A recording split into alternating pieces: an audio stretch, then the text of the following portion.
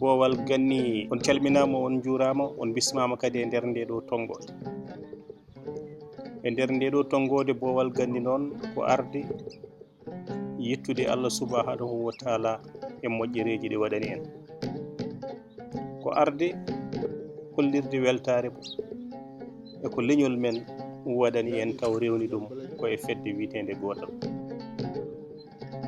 garden hande ko hamdinade yettude Allah kono kadi yettude sababuji baɗɗi ha mbawɗen fiilede lefol Ngay ko gongo lefol Ngay wona hande fuɗɗi wona e men kadi fuɗɗi kono no tiniranno ɗen heddiɓe ɓe beelamma mo keeɓi o enen en tini on ɗon beelamma saabu ko rendo men dari waɗi seedantagal wonde so neɗɗo gollanima leñol ngol ina yiya ɗum ma woni o wuuri ma woni o nattiɗo wonde saabu ɗum ne kadi ko militantisme waɗata noon guurota ka tinaka so tawi a maayi yimɓe goyma ɗum ɗon ko coggu militantisme kono noon enen en jettata Allah ɗo rokki en gurdam men eɗen cetti bandiraɓe men gaari settade fasiraɓe men cetti eɗen piilagol ɗo lefol te no mbirunoɗen ni ina gasa taw sen piilama lefol ngol won gacce seeɗa ɗe jogotoɗon hen ɗen gacce noon ko anduɓe won ɓurnoɓe handude hen walla hayso ala ɓurɓe handude hen wonɓe ɓurɗen handinde hen ko gongo godal handini en e lefol ngol saabu kañum ina jogui kañum meɗen fawato gam wawde taƴde ngol ɗo lefol e fiilde ɗum neɗɗo godal fawato koko wiyete ko œuvre général woni neɗɗo ko golli ko foof e gurdam makko godal fawato koye settade neɗɗo holno wuurdi e bandiko en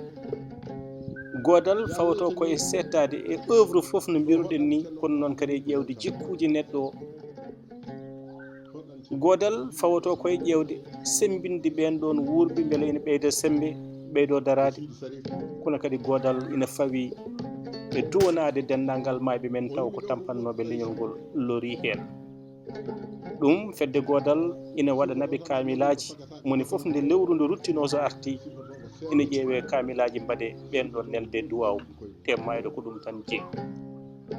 so godal waɗi ɗum leppi ɓen ɗon ma wod ko uste men to banggue gacce ɗe joguiɗen saabu famde en wonde ko mbaɗɗen ko e leñol ngol ko coƴ so yerodirama eko wodɓeɓe mbaɗi ko eɗen kandinno e ngol ɗo lefol ɓe ganduɗa ɓe piyama e saabu ɗemgal ngal enen en meeɗa fiyede saabu ɗemgal ngal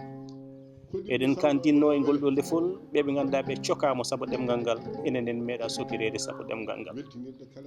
eɗen kandina e ngol ɗo lefol yaltinaɓe leyɗele mumen saabu ɗemgal ngal e pinal ngal enen en meeɗa yaltinede leyɗele men saabu ɗemgal ngal e pinal eɗen kandinno e ngol ɗo lefol haaloɓe kuute e nder leyɗele mumen eɗen kandina e ngol ɗo lefol haaloɓe piye haaloɓe jenne haaloɓe pelle enen ko en haaloɓe eɗen jooɓe e nder leñol men nden noon so tawi en keeɓi ngol ɗo lefol alay saago mbiyen gacce mbawasani wonde hen saabu sikkude en ko ɓen ɗon ndi ɓurno andude hen kono noon neɗɗo ala ko handi koko bandi ko en kandinimo tan o handi bandiraɓe men wonɓe godal kandini en e leñol ngol en jaaɓi saabu Allah handude hen kono kadi no mbirunoɗen ni e nder ngol ɗo lefol Ngay so tawi neɗɗo rendinama e biyeteɗo ceerno Aliou Ba mo UEG ceerno Aliou Ba mo PIP hayso jingga nakane ko arsugo on ɗon baddade e makko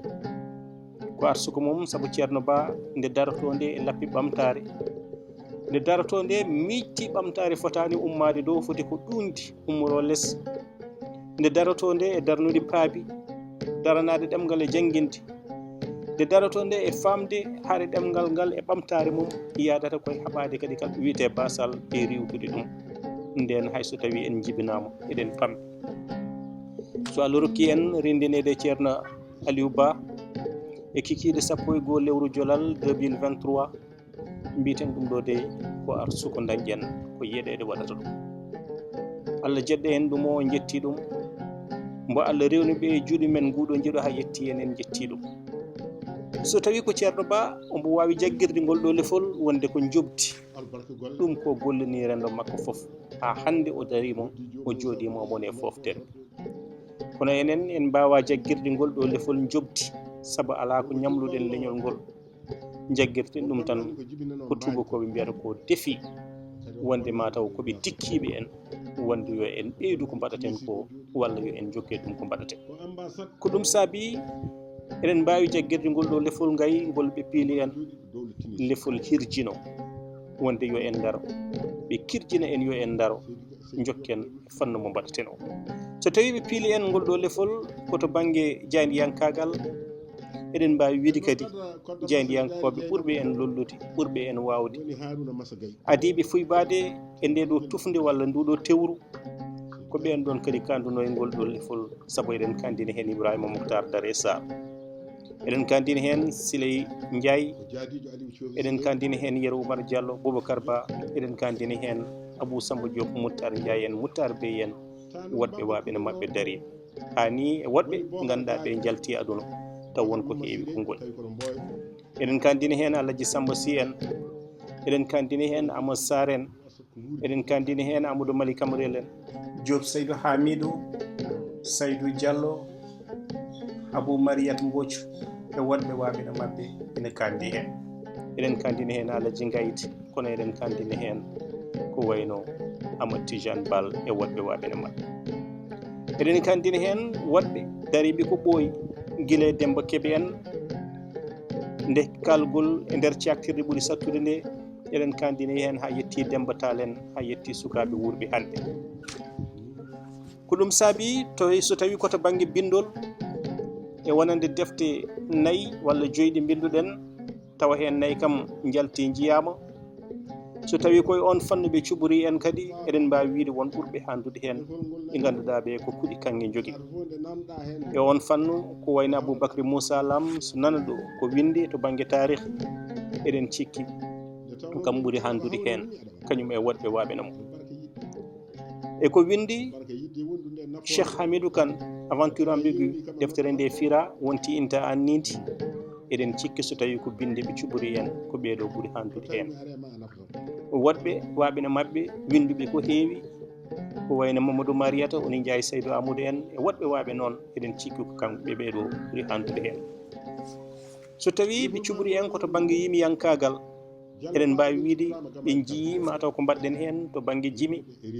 e nder deftere men hayso nde yaltani wiyetede somi yiyako jang kono leppi ɗiɗi jaltuɗi lefol aadi lefol weytare kono ɗum ɗo ko jimmi tan ɗe ganduɗa ɗe dewɗen koye pele yimiyankoɓe mawɓe ɓe ganduɗa ɓe koko ñom ñiklene on fan Ibrahima Sarr ko hen jeeya Ndiaye Seydou Amadou ko hen jeeya Mountaga Diagne koye ɓen ɗon jeeya woɗɓe waɓene mabɓe ni ɓe ñimtinana ɗen to banggue jimɗe hen jeeya ha enenne mbawɗen sikkede wonde wonko mbawɗen wadde to banggue jime e ɗemgal Pulaar nden noon eɗen mbawi wiide e on fannu kadi ɓen ɗon kandinɗen eɗen kandini ɗumen ekkikiɗo oɗo jawtu so tawi kadi koye fannuji goɗɗi alay saago ganden wonde moni foof ina foti wawde darade darde mum e moni foof nan dari darde mum sinno wonano ko caktirɗe jinggani en won woɗɓe golluɓe ko ɓuuri ko golluɗen ko kono enen ko caktirɗe peññini en ɗen caktirɗe peññinde en noon kadi en duttoto jetten sabu so wonano télévision 2STV mbo Elage Ndiaye darni ina gasa hayso tawi wonko mbawnoɗen ala ɗo mbawɗen hollirde mbawko men nden noon so en piilama lefol Ngay mbiyen lefol Ngay ngol ko lefol Alaji Ibrahima Ndiaye mbiyen ko lefol 2STV kono kadi mbiyen ko lefol Jamano FM lefol RTS lefol kaalirde gonɗe ɗo hannde lefol kala jaydi yanki ha tengti jaydi yankoɓe sukaɓe rentuɓe nder fedde CJP eɗen jinno noon e nde ñalande so eɗen piile lefol bangol ni taw baɗono Mountaga Diagne ina dari saabu nde doktata en micro yo en kaal eɗen jaara hedde duuɓi 14 e on saaha en jontano taw haalde kono ko kanko ruppon Allah dey andi ko yiruno ɗum e ko waɗirno ɗum kono kam ko kanko adi rokkude en micro yo en ka eɗen jinno so eɗen piile ngol ɗo lefol ko wayno Abdoullahi Ali Diallo lollirnoɗo jallis yo yurmede Allah wone makko taw kañum ni ene dari laato kadi seede sabu en moddi pundi e nder nokkuji kewɗi en moddi pundi kaadamo e nder nokkuji kewɗi en jaadi kadi ñalaɗe kewɗe e nder jewte ko wayno eɗen jinno so tawi lefol ngol ɗo inen piile ɗum tawa Amadou Tidiane Kane mo Guédé mboɓe mbiyatno Amadou Tidiane Kane Ndiol taw ina dari eɗen jinno so eɗen piilo ngol ɗo lefol tawa woɗɓe golloniɓe ɗemgal ngal ha labti hande natti ɗo wodde taw kañumen fof ina dari ƴitten lefol ngol no fawirani e dande men fawiren noon e daɗe mabɓe kono ni ko ni Allah hoddiri eɗen jagguiri ɗum noon wonde godal kañum ni holliri en wonde ngol ɗo leñol walla ngal ɗo ɗemgal wonko ngal wawi addande neɗɗo ko gonga ni en jangi tubankore ha won tolno kono kam gurdam men ko gurɗen ko cireten ko ɓuuri hewde gurdam men ko ɗemgal pular Allah rewni arsukaji men ɗum noon ɓen hanke heccanki walla ni ha hande sikkuɓe wonde jangde ɗemgal ngal ala to wawi newde ala to wawi wurnude ɗum enen so tawi en goni yeru eɗen mbawi wonde jaabuwol ɓen ɗon mbiyen ala sabu cukago men faade hande ha ɗo ɗo dariɗen hay so tawi hewani ko Allah yeeɗi en ko wonɓe ɓurɗen ko heewi te kala ko dañƴen hen cirɗen ɗum koye ɗemgal pular ala ɗemgal gongal ko kangal wurni en ko kangal honni en ko kangal resni en ko kangal ɓesnirɗen ko kangal kadi cuurirɗen nden noon kala sikkoɓe ngal ɗo ɗemgal ko ɗemgal jatirowal neɗɗo caggal yo yurnito hoore mum anda wonde so tawi neɗɗo fawi e kala meccal ngal o wawi wadde o fawi ɗum e lawol ɗemgal ngal wona ɗemgal barowal ko ɗemgal kurnowal ɓuuri tengtude hande saaha o koko yonti dowuji Cheikh Oumarul Foutiyou saaha o koko heeɗi kala mo darani ɗemgal ngal gollani ɗum ma ɗemgal ngal dara ma ɗemgal ngal daro ruttu ɗum kañum ne ɗum ɗon ko gollani ɗum guila e gurdam makko ko ɗum saabi eɗen jetta Allah eɗen jettana Allah ɓen ɗon ɓe ganduɗa ɓe ko hanki canki darinoɓe lang eɗen limta hen ko wayno Cheikh Fadil Kane yo yurmede Allah wone ma eɗen limta hen ko wayno mawɗo Djiby Sall yo yurmede Allah wone ma en mbawa wasde limtude hen Amadou Malick Gaye mo deftere silaber gadano e ɗemgal pulaar winda e nder suudu mum ene woni étudiant en mbawa wasde limtude hen hewɓe dariɓe hanki e heccanki ha pelli nden ɗon fiyande e on ɗon saaha ɗum jagguirino ko comme hono no kuywede walla hono no kaaɗi kono tan mbiyen lawol ngol darima moni foof yo ƴeew holno rewrata e ngol ɗo lawol kono noon yo en paam ɓuural nane maggol teddugal nane maggol ndimago nane hen kala ko ina wawi dañede e fannu goɗɗo ina wawi heɓede ngol ɗo lawolol ngol wawi yettinde en to ɓuuri woɗɗude sanne nden noon mbiyen kadi kala ɗo gonɗen e mone men foof ɗo Allah henni ɗum ɗo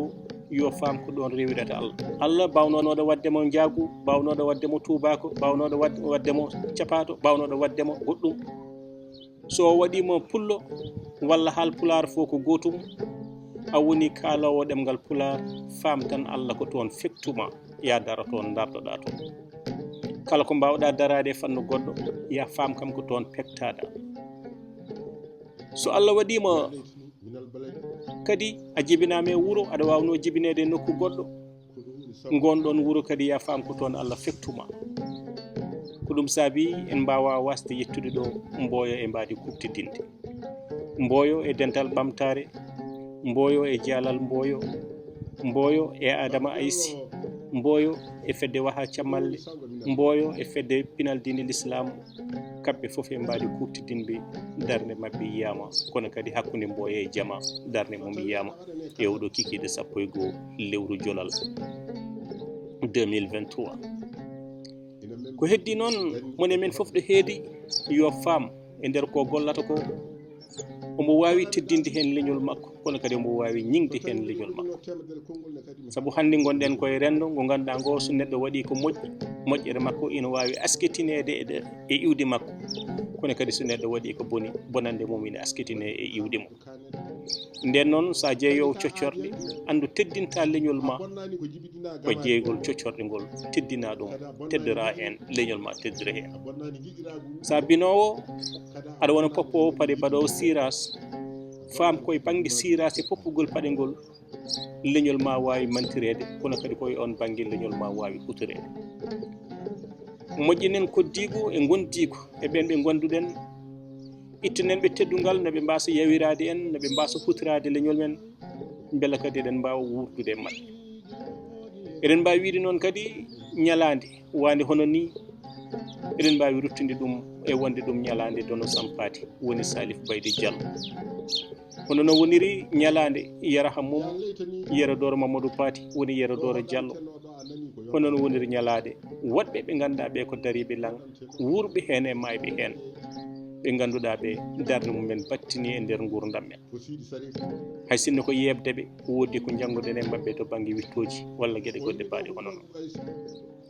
nden noon mbiyen tan en jetti Allah en jettini godal Allah en jetti Allah en jettini mboyo Allah en jettini Allah en jettini fulɓe Allah en jetti Allah en jettini pular Allah en jettini Allah en jettini kala jandi yanke futortoɗo ngal ɗo ɗemgal en jettini ɗum Allah mbiyen godal jarama mbiyen kadi yo ɓooy jokkude saabu ndewɗen koye beele mawɓe ɓe ganduɗa ɓe kañumen gadi fiilede ngol ɗo Lefol hayso nden ngol inirana ko Ngay ko Ibrahima Sarr mollo Havre ñande 5 lewru mai 2015 kañum adi waɗanede teddungal bangol hono ni ko ɗon jibina Lefol Ngay rewi hen ko Amadou Tidiane Kane mo Galoya saabu ko windi saabu ko witti to banggue celluko godal waɗani ɗum ñalade wade hono ni fiili ɗum kañum ne Lefol Ngay rewi hen ko ceerno Abou Sy baɗɗo kamila Qur'ana e ɗemgal Pular waɗi defte sharia e ɗemgal Pular waɗi defte tarikh waɗi defte e cagguitorɗe e ɗemgal Pular fiilamo Lefol Ngay ɓe kandi hen rewi hen ko Dieynaba Boubou Sow jeeyede e rewɓe ɓe kewani kanko e Habsatou Déme lollirɗo Djinda Déme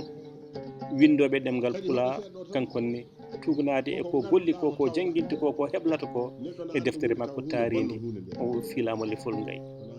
rewi hen ko ceerno Dialaluddine Ba saabu ko golli e nder diine o ko golli e ɗemgal Pular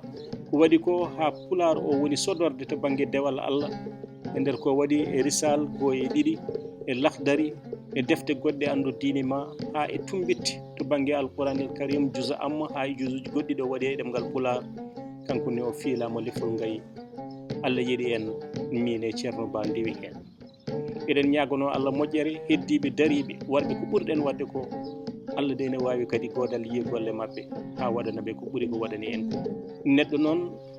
renaka neɗɗo kadi hisani neɗɗo ala no foti so wona no bandu men pondi ɗum neɗɗo ala ko handi so wona ko bandu men kandi ɗum en ñaguima subhanahu wa taala jomiraɗo Allah de ngol ɗo Lefol wasa wonde jarabe no eɗen jiira koye men ha ko eɗen murto cikken mataw ko enen tan kandi en Allah de ne wawi ngol ɗo Lefol jorto pawaɗo e men hayso wonani e men walla sikki e jikki pawaɗo e men taw tuggude ɗo oɗum wawa latade ɓeyden darade la caggal nde jettuɗen Allah en jetti jinnaɓe caggal nde jettuɗen Allah en jetti fasiraɓe en jetti bandiraɓe en jetti ɓen ɓe darduɗen e dingiral bamtare ɗemde guindiji ko musidɗo moon Hamet Amadou Ly arno jarde on jarde pelle kadi dariɗi ko wayno fedde ngaalu international walla ko wayno fedde weytare e pelle mum e cete mum e pelle goɗɗe mbaɗe hono noon kala toɗe mbawi darade eɗen mbiyaɓe saago Allah saago mabɓe kamɓe nde ɓe darimi ɓe duusini ɓe cenki en ko adi hande ko ɗo min kaddate moon e nder nde ɗo tonggode yo Allah rokku en hawrude e tonggode aron